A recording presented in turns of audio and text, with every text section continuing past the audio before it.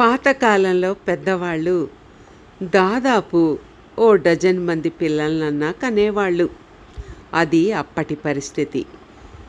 ప్రతి సంవత్సరం ఒకళ్ళను కంటూ పోయేవాళ్ళు. ఆ సమయంలో పిల్లలందరూ ఎలా ఉండేవాళ్ళు అనేది చూద్దాం. ఇప్పటి పరిస్థితి కూడా విందాం. చిన్నప్పుడు అమ్మ నాది అంటే నాది అని గొడవపడేవాళ్ళం. పెద్దయ్యాక అమ్మ నీది అంటే నీది అని కొట్టుకుంటున్నారు.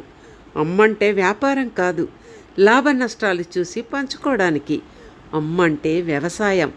నువ్వు ప్రేమ అనే ఒక్క విత్తనం వేస్తే అమ్మ 100 రెట్లు అధికం చేసి తిరిగి నీకే అందిస్తుంది. ఇప్పుడు అందరూ కూడా అర్థం చేసుకొని ప్రవర్తిస్తారని కోరుకుంటాను. అంతేకాదు, అమ్మకు కావలసింది ఈ వయసులో అండా దండ ప్రేమ కూడా.